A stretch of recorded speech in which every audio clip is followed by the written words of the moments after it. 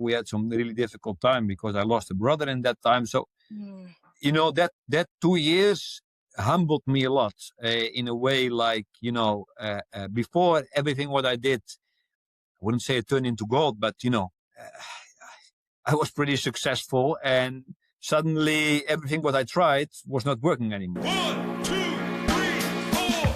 Welcome back to Behind the Fruit. I'm Lucy Robinson. What do you do when your business drops from 120 million to 20 million overnight? Lennart shares why he calls it the best period of his life.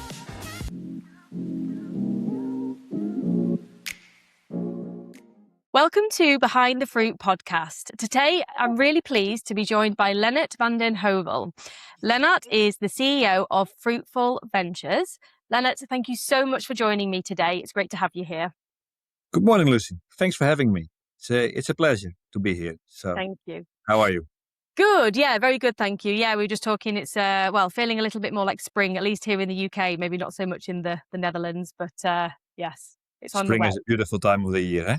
It is. I love spring. Yeah, I was just saying yesterday actually to somebody that Everything is reborn in spring. Yeah, that's it. We've got all the daffodils. We have the crocuses. I love it. It's great. Beautiful. Very nice. So to start, could you give an introduction of yourself, Fruitful Ventures? So just more of a sort of initial top line overview would be brilliant. Of course. So as you said, my name is Lennart van den Heuvel. I'm CEO of Fruitful Ventures. I'm 45 years young, happily married, 2 kids, a son of 15 and a daughter of 14, and born and raised in the Netherlands. So, and I'm coming really from a fruit family. The Van den Heuvel family is widespread in the fruit business. So, and Fruitful Ventures is a group of companies with what is vertically integrated. We have production in South Africa and North Macedonia, but the main companies is in Holland. So where we import and distribute a lot of fruit. Our main companies is Olympic Fruit and Hofman Roodsand and Fresh Pride. And in this company, so we are serving the markets of Western Europe, Eastern Europe, Southeast Europe, but also ex-Soviet states. We have some business in the Middle East and also a small office in the Far East with Fresh Pride. So we are pretty much all over the place and spread it and diversified and we're doing a lot of things. So, yeah. Great. And what we can talk more about, because obviously you've got the different companies within Fruitful Ventures. I know more recently you've obviously the Fruitful Ventures name in itself is relatively new, isn't it? Is that right? Yes, that's correct. That's I think now it's 1.5 years that we changed our holding name into Fruitful Ventures. It was also one of the reasons was to expose more the group of company and explain. So if you look under that, the own production, we have a nice farm with grapes in South Africa called Cederberg. And then we have a production location in North Macedonia where we also planting and growing grapes, but we have also some cherries and apricots there. It's called Doirana Fresh. And if you come to Holland, the main company is Olympic Fruit, importing a lot of fruit from all over the world. The main categories is grapes and citrus. And that we distribute mainly in Western Europe, a lot in Holland, where we have also some service providing deals with supermarkets. So it's a big part of our business is supermarkets, what we supply.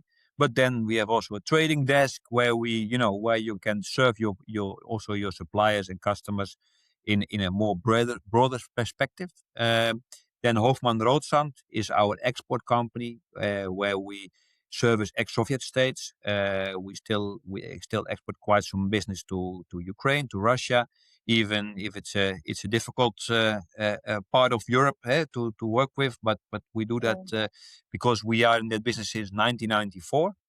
Actually, this company is also bought in 2008. My father bought it from Mr. Hofman, who was the founder of that company, and we bought that business. So it's a nice business. And then the Fresh Pride, what we have, where we do business in the Middle East and the Far East. But all all the different company has a different profile and also a different market where they are active, let's say. Nice. Okay, well let's go back because I'd love to understand more about the history. I actually wasn't aware that you'd bought I'm gonna pronounce it incorrectly, Postman. but Heuvel Road Sands, yes. Yes. um, so yeah, but obviously your story is a bit different because you didn't build the company yourself. Obviously, you took that over from your father. Yes. So tell me a bit about the early days and what it was like growing up around the business that your father built. So actually, in the early days, because actually we have this year the anniversary of Olympic fruit. It's 25 years of Olympic fruit this year, and but the early days, I'm 45, so I was 20 when it was founded. So, but Ah, even okay. before that, as I just told, the Van den Heuvel family was always very well presented in the fruit business. So my father and my uncles, they had a company called HG, and HG is later is now incorporated in the greenery, is the import part of greenery. Ah, But that interesting. company was founded by my uncle, and my father and my other uncle. They were driving this company for many years together. And when I was a young boy, all my free time I spent actually in the warehouse there, and driving the forklifts and making the pallets, etc. So from a young As a age, young boy from what, like a teenage years or? yeah, yeah. If I Yeah, could tell you I was younger, then I will be yeah. child. No,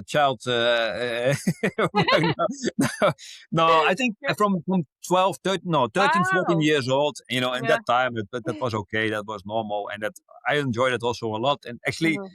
I learned a lot.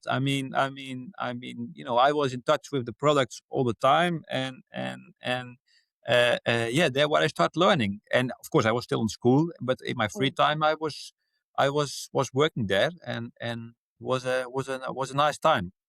But when Mm. I was 20, yeah, in 2000, Mhm. 2001, sorry, my father decided to start his own business. Yeah, and then he started Olympic Fruit, and he was 43 at the time. Nice. And I just finished my college at that time, and in the start I started to work with him also, but it was still very small because I just started. And then I think only spent a few months, and I told my father that it was too small. I was bored, so he said, "Okay, you know what? Then go to abroad and to learn things." So I spent then I think 4 or 5 months in Greece, Oh, did where you? yeah, with a big Amazing. supplier of us to Olympic Fruit Balakanakis. Still, the company still exists with George Balakanakis, Mm. and I had a great time there. Actually, So you were working in Greece before? Yeah. I presumed to be working there. Yeah, I Okay. Yeah. enjoyed my life. Yeah. Yeah. Learned Greek, by the way, so that was so I did Has that something stuck with useful. you? Can you Yeah, still speak yeah, Greek? yeah. I can still speak Greek Yeah. pretty fluently. Oh, So wow. it's I don't know if it was the best language to learn, but it's nice to speak it. So Yeah. Yeah. No, nice. Yeah. Yeah. and after that, I returned back and I started to work with a German company called Frutania. Yeah. It's a huge berry company, Mhm. one of the biggest berry distributors and suppliers in Germany. But at that time, they just started, and I spent almost 2 years with them, with the founder, Mr. Marco Schneider. And actually, there I had a great time. I learned a lot. I was a young boy. I was, thrown into the deep, buying, selling in German market, with supermarkets, with growers, with everything. So that was a really a great school for me. Mm. Do you speak any German then with that or? Yeah, fluently. I mean, if Wow. you are Okay. there for two Yeah. years, I mean, you should be. Yeah. And now a lot of German people start to speak English, and that's good. But at that time, You had to speak German. they were Yeah. only speaking very good German, and Yes. they had to speak German. So it's. I always say people don't learn Dutch, so we have to learn the other languages. So yeah, what Yeah. can we do? Yeah. That's it. So that was my school time, and then I returned back to my father to Olympic Fruit in 2000, end of 2003. Okay. Yeah. And what did you return as? Was it still commercial? Were you on the commercial side? Yeah. I was Yeah. just a young commercial guy. I was Yeah. I was I was responsible for buying from Greece. and Egypt and Turkey at that time. Greece, of course, because I spoke Greek, so Yep. that was handy. And Egypt, I was developing, and I was doing the sales into Germany because I spoke German. So then Mhm. that's how it goes. But I was just still a junior. I was 23 years old at the time, and Wow. and I was just one of the juniors of the team because there was, my father was the founder. There was a management at that time already, some older guys who were in the management, and then I was one of the youngsters. So how then did you progress from there, from being, like, say, one of the youngsters, junior commercial role, to eventually leading the business? Talk me through that transition. When did that come? Yeah. Yeah, actually, that's a pretty long way, but actually, I was a little bit lucky in a way. You know how that goes. It's always difficult in companies where your father is the owner and you're the son of the owner, so you are kind of this, how to say it, prince or predecessor wannabe, and then there is also an older management, and they look at you that you are the young boy, and that even sometimes can give some friction and tension in that, but Mhm. so actually, from 2003 to 2008, I was just, as I just told you, this import manager and doing sales, etc. And then my father bought Hofmann Rothschild. My father was buying at that time quite some companies. He had stakes in different other fruit companies also, and even also in other things like a fresh cut company, etc. But anyway, he bought Hofmann Rothschild, and Hofmann Rothschild at that time was one of the biggest export companies into the Russian market. They were Oh. huge. And they were a big customer to many importers in Holland. But Mr. Hoffman didn't have a predecessor. His son was not interested in the business. His daughter, I don't know. I think she was not really also willing to lead the company. He was end of his 50s, and so he was open to sell. So my father bought that company because strategically it was, I think, a good company, especially in that booming market of Russia in the mid 2000s. And I my father told me, look, move over there, go to work there, learn that business. Mr. Hoffman, actually, he had a deal that he would stay 3 to 5 years, and then he will go out of the business in pension. But that 3 to 5 years turned to be only 1.5 years. Oh. So I learned that business. I joined that business. And after 1.5 years, I told to my father, I said, listen, Mr. Hoffman, I think he's not very motivated anymore after his sale. And I can imagine that. I mean, Mm. and he was more enjoying his life. He said, but Yeah, he wants to, yeah, yeah, why you move should be on. here then? Yeah. I may. So I was 29 in beginning 2010, and then I became director of Hofmann Rothschild. So, Wow. Okay. so Okay. it was a different company. Actually, it was a good environment, and to start as a director. So that was my really first nou ja, leadership role. And I was only 29, so I made many mistakes when I in that age. But Best way to learn. So, yeah, uh, yeah. yeah. So that's how I became to my leadership role, my first leadership role. So you were overseeing the business in its entirety. You were the Yeah. top person, is that right? And how big was the company in terms of headcount at that point? Well, it was pretty big. It Yeah. was I think when we bought it, we did about, if I remember well, about 75 million euro turnover. Oh, Uh, wow. Okay. Yeah. yeah. So Decent. and Yeah. and and in the 5 year following, we were the team. We built it out to a business of 120 million euro turnover into Ukraine, Russia. We were doing business with all the supermarkets in Russia, the markets, and so it was a huge business. And Oh. yeah, I was leading that, and yeah, also, but I was also working hard, still also in the operational side. So it was a very hands on leadership Mm. role at that time. It was just with the team and working hard every day, and I yeah, and I enjoyed it. It was really nice. I learned a lot. Did you have leadership experience prior to that? Had you already been managing teams? Not really. Really? No. That's interesting. Okay. Yeah. So really thrown into the deep end in terms of managing people at that point. Yeah, yeah, Yeah. and that was Yeah. also it was a very steep learning curve. I had to learn that really. I mean, it's not Yeah. easy. It's you make mistakes, especially in your communication, how treat people or don't treat people sometimes. Mm, It mm. it it was learning by doing, and yeah, but it in the end it turned out okay. But yeah, there is still some people from that time. They're still working in Hofman Road, son. They didn't Right. Yeah, yeah, run yeah. away. Yeah, yeah, yeah. So you didn't do too badly. No. So just thinking about that then, so there was obviously there would been so much to learn, just to absorb at that time. But you said obviously you did make mistakes.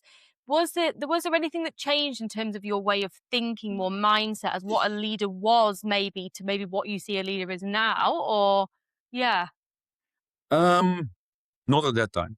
Not at that Okay. time. No. I was just doing what I'm doing, working hard, and Yep. what was doing right. And maybe I was even also a bit stubborn and trying to do it my way. Actually, that came a little bit later because after that, Hofmann went through a very difficult time.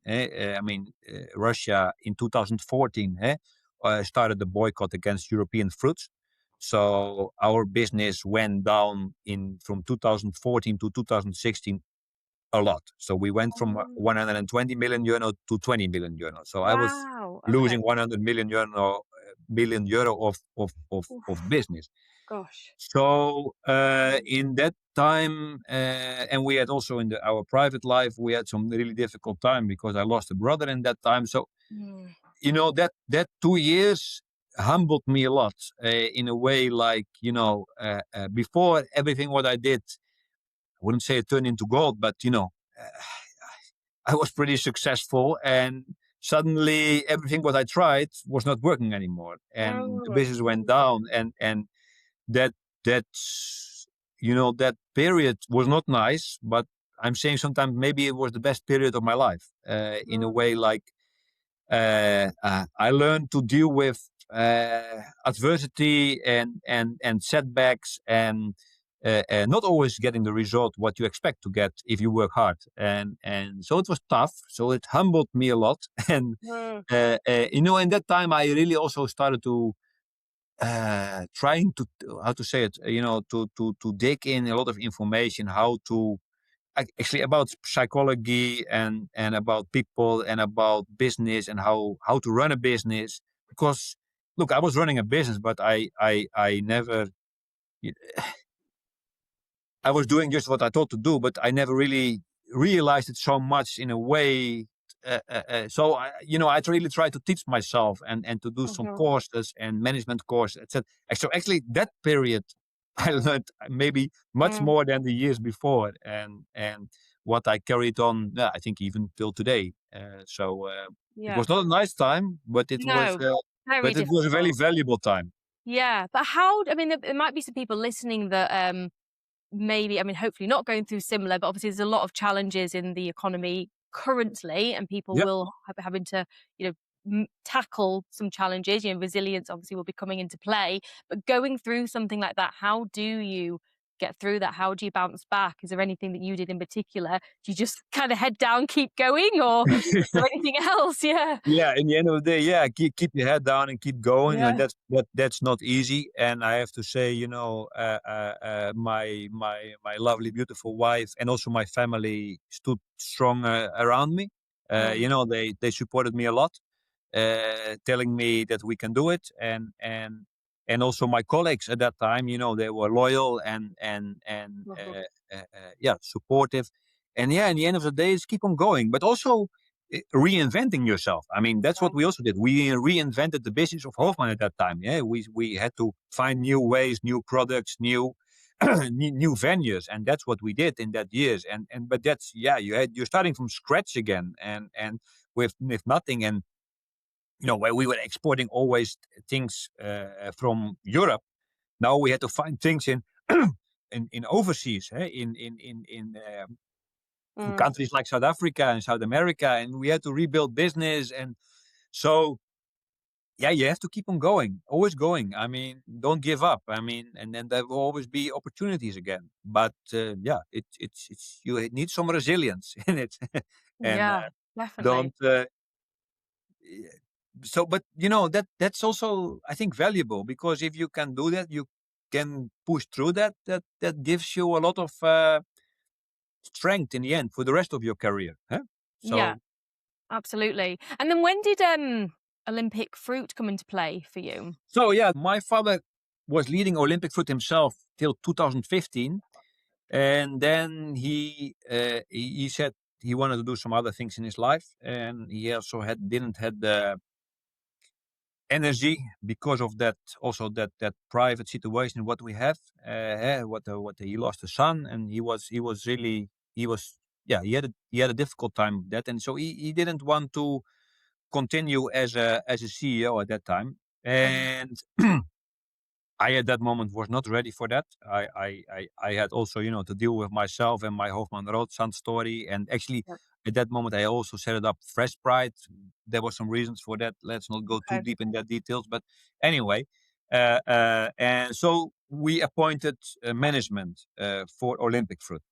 Mhm. And so from 2015 to 2020, Olympic Fruit was led by external management. So people who was directors, etc.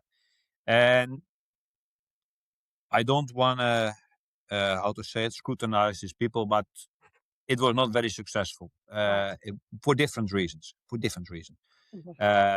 and the company went down a little bit. And in 2020, beginning of 2020, there was some guys who were leading the company, and they left. They went somewhere else, and actually, there was nothing left in the leadership team at that moment. And then people started to ask me, because at that time I had Hofman, it was growing again, it went well. And actually, I also made a deal with my father. I bought that company already from him because, I was leading that company. I said, I want to buy it. So made a deal in 2018, that was. Anyway, 2020, and they came to me and said, hey, you want to also take the leadership role in Olympic Fruit? And I said, listen, in the one said, yes, I want it. Other said, I was really afraid because, my other businesses, Hofman and Freshbite at that time was doing well. I had Mm. focus there and it was growing. And I knew that if I go to Olympic, I had to do a lot of work there to revitalize the business, and also maybe change the team. And there was a lot of work to do. And You don't want to I was neglect the afraid. other businesses. You want to make sure you've got the Exactly. time to, And yeah, I was not sure if I could do it, if I could make it. yeah. So I struggled a bit with myself, and I Mhm. didn't want, and I tried to avoid it. And in the end of the day, I did it. So, because, it's the family company, what my father started, and, how can you say no in the end of the day? Gonna say, did you feel Uh, pressure to take it, or was or was that more like psychological pressure? Maybe I don't know. Like, yeah, I don't know if I made that pressure to myself, or right, they did it to me, or maybe a combination of the two. maybe, yeah. It was, I think it was a combi of that two. Yeah. But as I said, in the end of the day, I did it, and actually, it turned out pretty okay in the end. It was a hard Mhm. work. We did had to do a lot of things, and to revitalize the business. And actually, I was very lucky. Also, I found one of my young employees in Hofman. He is still the director now today, but he was a young boy who was coming through the ranks, and I gave him the responsibility at that time. I said, "Okay, you lead Hofman, and I'm going there." And What he did a brilliant job. He did a brilliant job. So, amazing.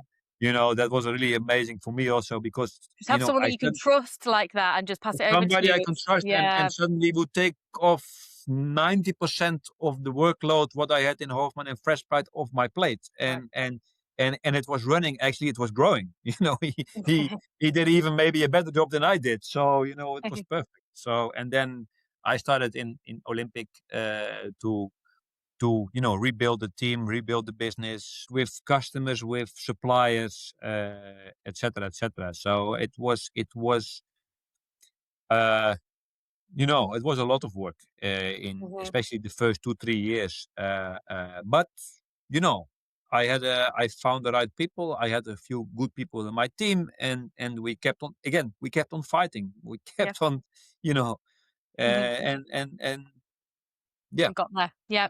And had your father completely stepped away from the business at this point? yes, totally, totally. He In actually in completely, yeah. 2021, look, Right. actually after 1 year, I already saw that I saw the thing that I could get Olympic on the right track.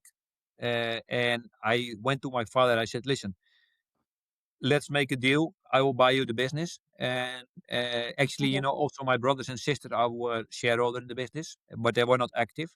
So I said to them, I said, "Listen, I want to buy the business because I'm working here all that years, and I'm happy to buy you out." So we made a very decent deal, and I bought all the shares from them, and Right.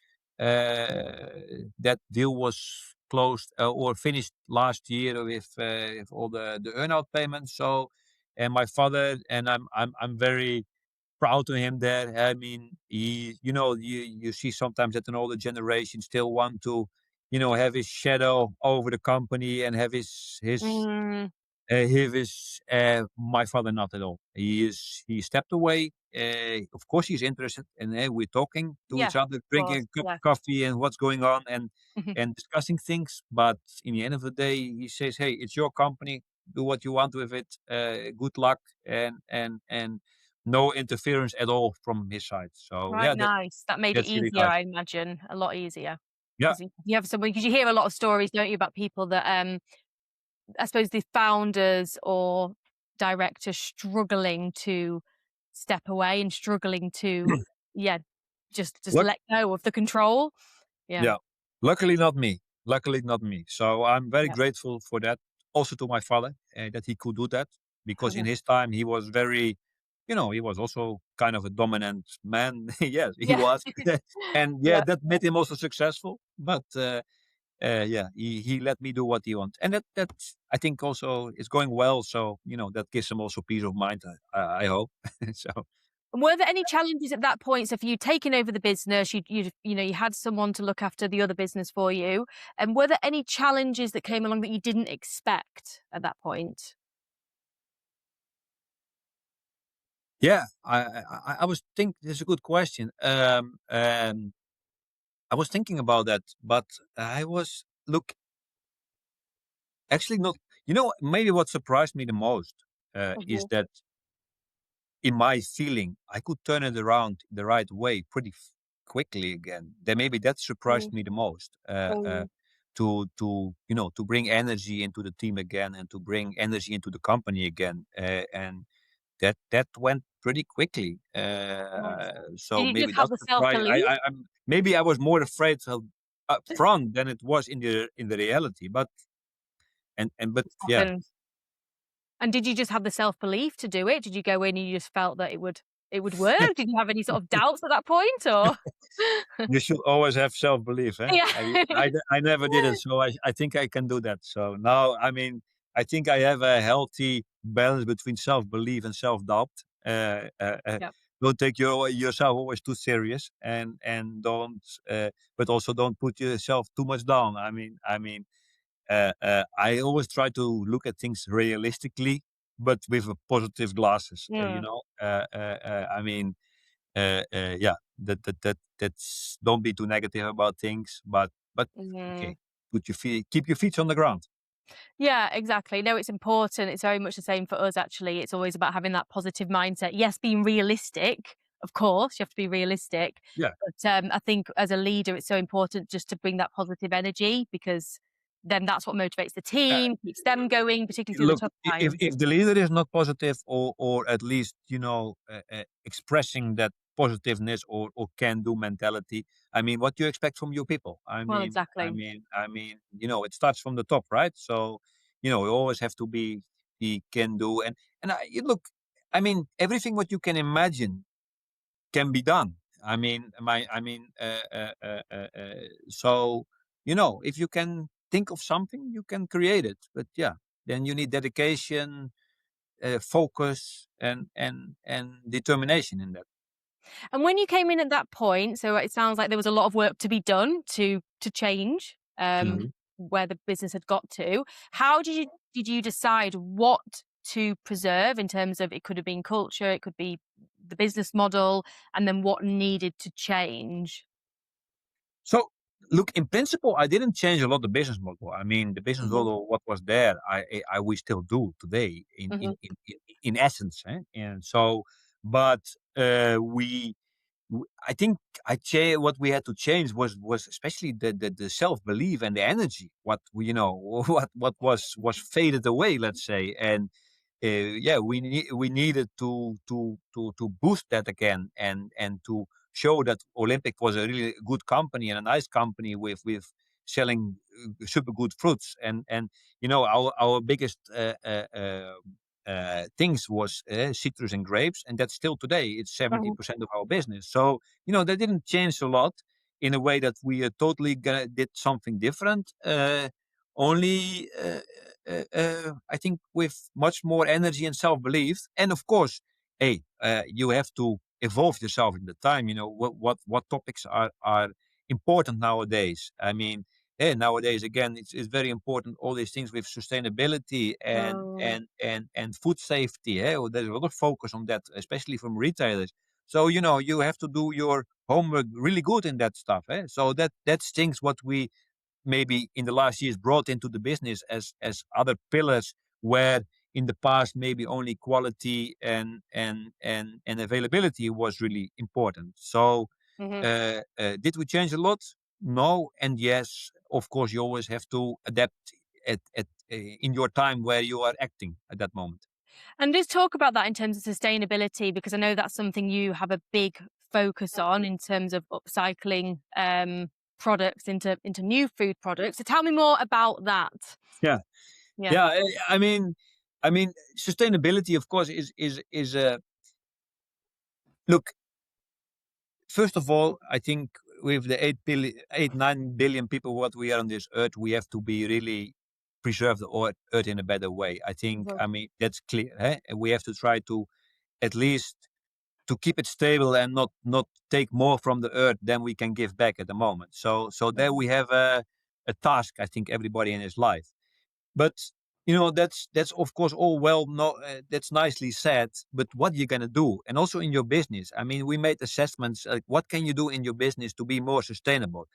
And I'm I'm a hater of greenwashing. I really don't like that. If I want to do something concrete and something really what is tangible, and not that I'm telling, hey, listen, we took 10 cents of your box and we planted some trees in Africa for you, that kind of stuff, Yeah, yeah. and probably there's good intention in that. I don't want to judge that, but it for me that doesn't make sense.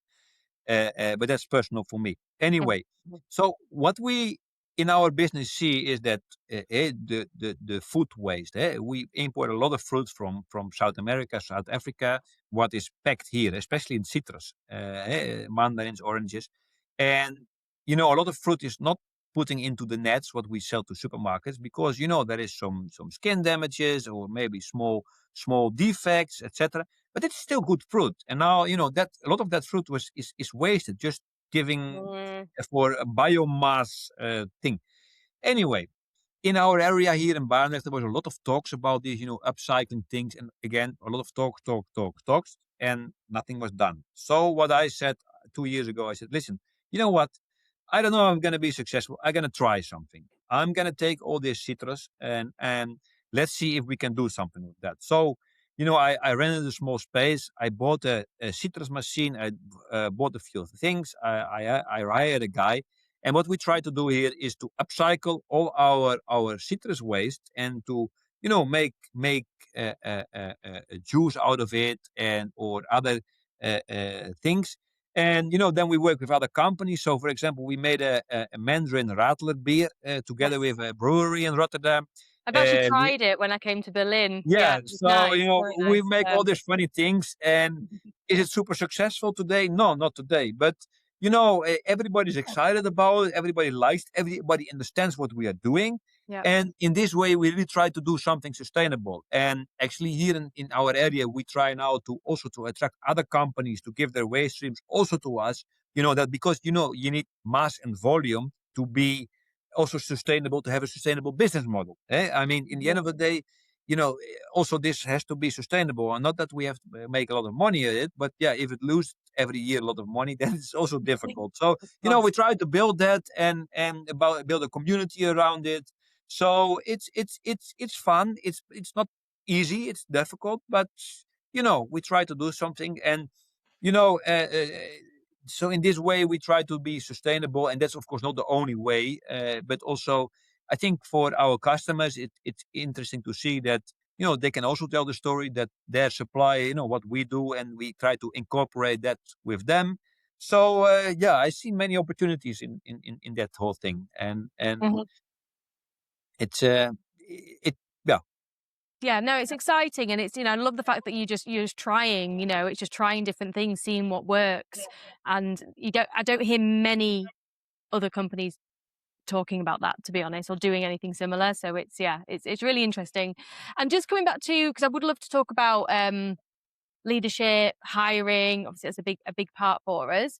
So Mhm. you took out when you moved to Olympic. It sounds like there were a lot of long-standing employees there. Is that right? They've been there with business for a long There, time, or some? there were a couple. Yeah, A sure. couple. Yeah, Okay. yeah, I was yeah. going to say, how did you build trust with those long-standing employees coming in at that point?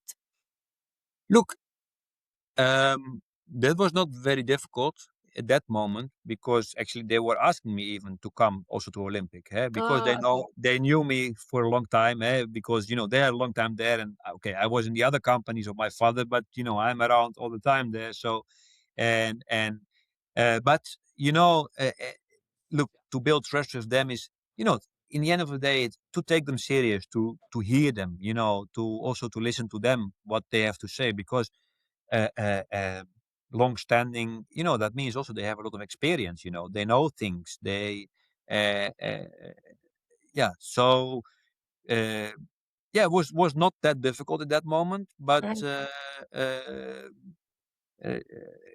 that of course the next step was to steer them also in the right direction again, and mhm. give them the confidence and the energy to to really to to boost the company again. And on the flip side then, it sounds like you also, had more junior employees that you brought into the business, and you obviously developed within Yeah, the organization. So yeah. what are your thoughts on bringing in, people at that level? So junior level, I mean, I don't know if they have any experience in the industry, or were they completely fresh? And what are your thoughts on, because that's something you don't see that often. Companies tend to want people with experience. So if you would look in the last five, maybe even longer, but year of our hiring, you will see that 80% of our hiring is young people without Right. experience, Mm. all young people, and we love to do that. And Why? Why do you love to do that? Why does it uh, work so well for because you? sometimes we like to make our life difficult. And Yeah, why not? Yeah.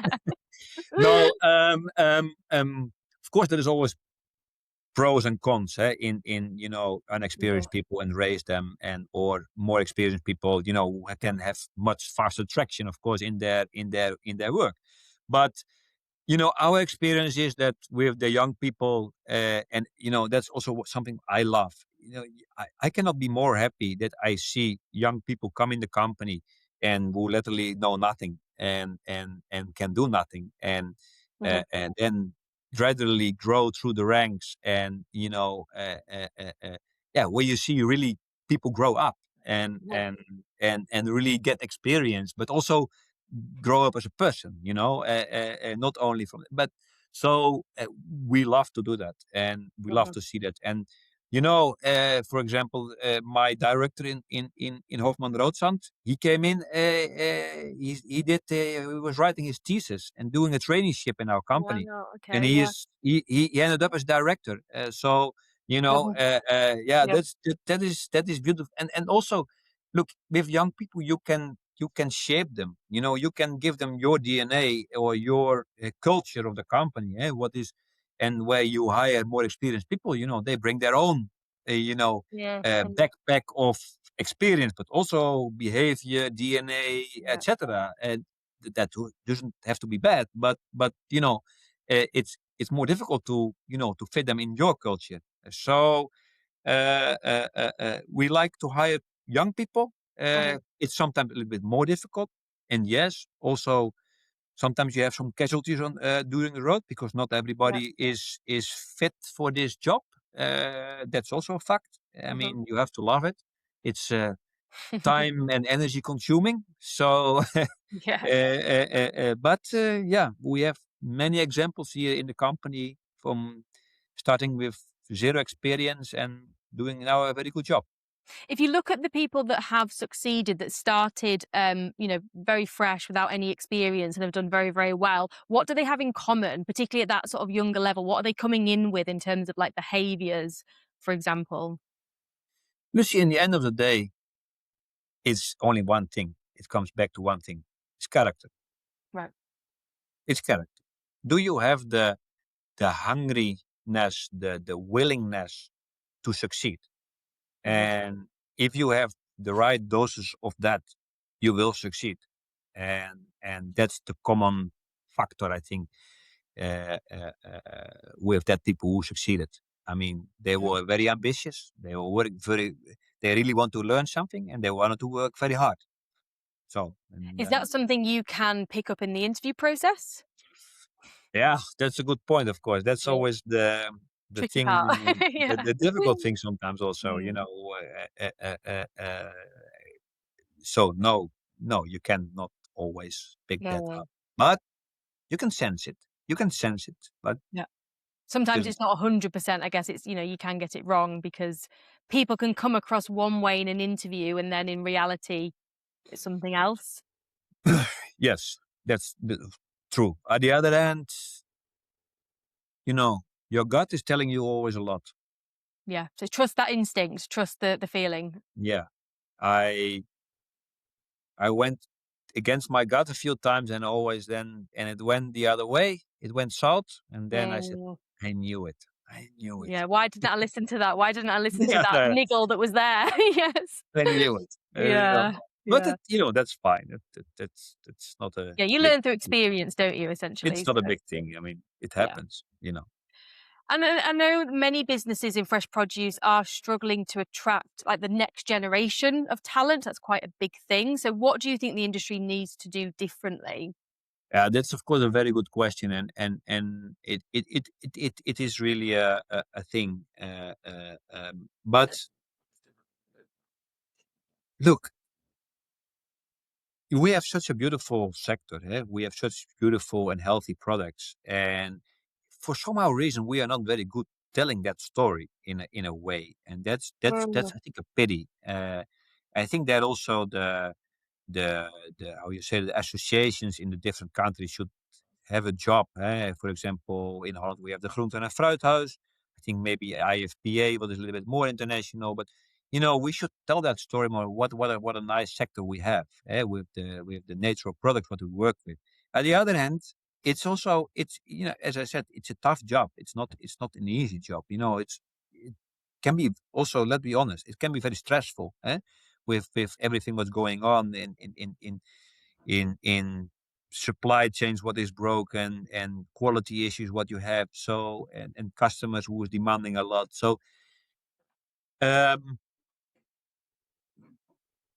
so to attract the young generation is we have to advertise better what we are doing, but I think also companies can do more in a way, like, and that's what in our companies what we try to do, to also to give quite some secondary things, not only about the job and not about only about the salary, but also things around it. Like, we have a gym, Mm. we are serving a lunch, we have a Friday afternoon a place where we can sit. We have a bar there.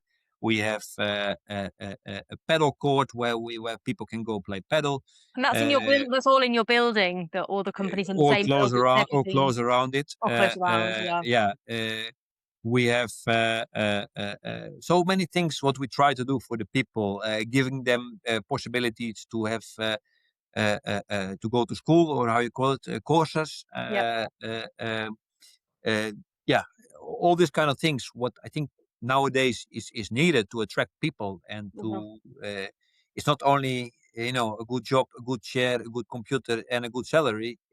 It's much more than that, I think, and that the companies also have a role to recognize that and do your job Mhm. in it.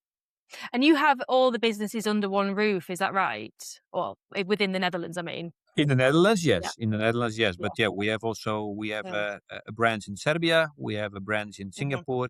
and of course the production location in North Macedonia and in South Africa, and then we also have even an office also in South Africa. So not everything is under the same roof. But in Holland, yes, In everything is. Holland, yes. Yeah, correct. And how important is it, do you believe, and I know this is very common in fresh produce, but to have everybody obviously within the Netherlands or in the office together? And why is that important? Yeah, that's of course also the debate of working at home or working in the Yeah. office. And Yeah. look,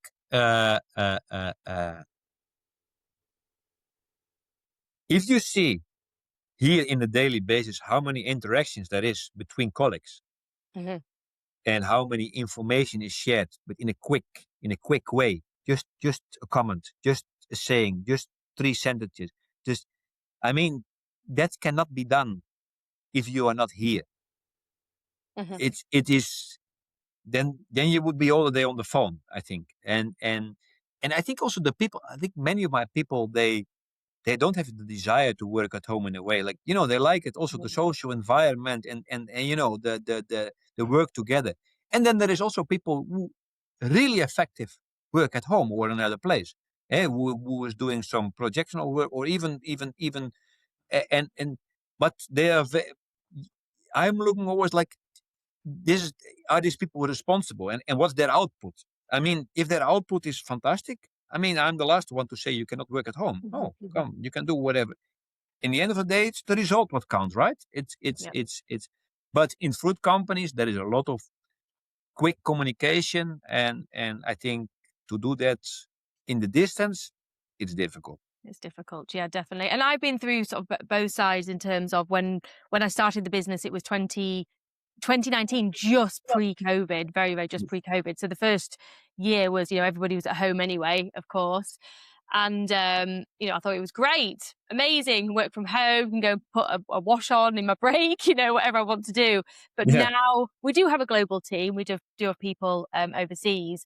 But now I am really trying to build the office in Leeds and hire people here because one, I miss it. I miss being in the office and having people there. Two, yeah, I mean, having to think about updating people. Like you say, in the office, you just overhear what's going on. You don't have to think. You don't have to think about it. You don't have to think No, about building culture. you know, you I know, mean, yeah, you hear that.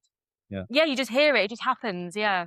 Actually, we had this funny, this typical situation. In COVID, of course. Okay, we could go to the office, but restricted to limited people at that time, and I Yeah. think only half the staff could come here, because we were a essential role in the society as a fruit company. Anyway, but the moment the restrictions were erased, the next day the office was totally full with Oh, people. I love Everybody was that. there. Yeah. Everyone's ready to get back. Yeah. Everybody was there. Yeah. So I Yeah. was proud to see that. I said, okay, cool. Look, you see the bond between the people and the social bond what they have also. And that's, I think, very important also Mm. for a company I mean, it's not only the work or the result, it's also the social bonds, what you have with your colleagues and with your teams and yeah, Yeah, and actually wanting to get back in, the fact that they wanted to because they enjoy being there, they enjoy being in the office and exactly. seeing their colleagues. Yeah, no, Yeah. no, it's That great. was great to see. That was really great to see.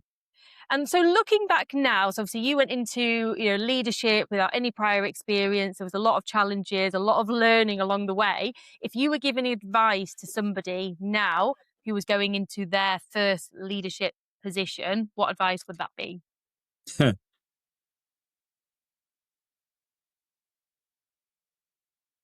Look, don't go in a leadership role for the sake of leadership. I mean, do it because you love what you do. I mean, so I mean, a leadership role is not easy always. It's hard work sometimes. It's in the end of the day, you have to make the difficult decisions sometimes. It's so be sure that you want that. Be sure that that you that you want that role, uh, uh, um, and be patient. Take time. Don't be in a hurry. Uh, there is this saying like people are always overestimating what they can do in 1 year, but they're underestimating what they can do in 10 years. So, Mm, sometimes you have to be patient if you want to build things, build teams, also build businesses. In the beginning, it goes slow, and sometimes you can also be like, "Wow, why this go so slow, yeah, and why don't go faster?" But after 3 years, you look back like, huh, look where yeah, I was that time, and now look where I am now. So you need that peace of mind sometimes, to not to be too restless all the time. Otherwise, you can make yourself crazy, I think. But yeah. yeah, Yeah, patience, it's a good skill to have, a skill that not everybody has. So, yes. I certainly don't. When I was younger, not at all. No. Yeah, something that can be developed though, I think. Yeah, yeah, yeah. Yeah. The life is shaping Yeah, you. exactly. And if you could go back to your first year, this is a big question, I think, but if you could go back to your first year as CEO, what would you do differently, if anything? I don't regret anything. No. I can't recall of anything really. For sure, I'd made mistakes. Yeah, 100%. Mhm. Everybody made mistakes. Yeah, me. I'm the first to say that I made mistakes, but nothing that I regret. I say, or that I should be totally different. No, not at all. I No. mean, I mean, I can't recall of anything. Mhm. So no, Is that it's because it's yes, there were mistakes being made, but do you see those mistakes as positive in a way in terms of where it took you or the learning or yeah. yeah, yeah. Look, maybe even the mistake is not the right word. It's learning events. Yeah, yeah, yeah, yeah, that's it. I Yeah. mean, it's just how you take it. I mean, what's the worst thing what can happen? I mean, nobody died. Mm, You can apologize to someone, say sorry, I didn't mean that, or that was wrong from my side, or yes, so it's as long it's not irreversible and yeah, I mean everything can be fixed, and you do it with the knowledge you have and with your best intentions. I I I don't yeah I don't regret anything. It's look, I think in the end of the life, the only regret what you have is mostly about things what you didn't do, and not about the things you did. great. Love that. And so what type of company do you hope Fruitful Ventures will become in the next sort of 10 to 15 years? Like what does the future look like? Look, I hope that we will be uh, a nice working place for a lot of people who is ambitious, who want to grow and want to learn and want to sell healthy and tasty fruits. I mean, Mhm. because that's at the end of the day what we sell. Eh? We want to sell to consumers healthy and tasty fruits. But I hope that Fruitful Ventures and the companies of Fruitful Ventures will be a very exciting place to work for a lot of also these young people and but Mhm. maybe also but a mix of different people. Yeah, that's what I'm aiming for, and how big that will be, or how much, that's for me not a I don't have even a goal in that. I mean Mm. if you do things right and you are enjoying what you're doing, the growth and the results will come anyway. Nice. Well, thank you so much, Lennart, for sharing such an honest perspective. That's it for today. But yeah, it's really fascinating to hear the background, the story, how the business has evolved, but also the journey, like your personal journey behind that. So, look, if anybody wants to reach out to you, are you happy for them to reach out? And where's the best place for them to connect? Yeah, people can reach out to me. I mean, my email address is maybe you can put it in the show notes, or Yes, I or could do that. Yeah, otherwise you can find me on LinkedIn or things. Yeah, and anybody who wanna reach out to me, I'm to help. And thanks for amazing. having me. Was a pleasure. Thank you so much. Yeah, thanks again for joining us. 1, 2, 3, 4. Thanks for listening to Behind the Fruit, a podcast by LCR International. We are global experts in fresh produce executive search. Hit subscribe if you enjoyed this episode, and for more industry insights, connect with us on LinkedIn.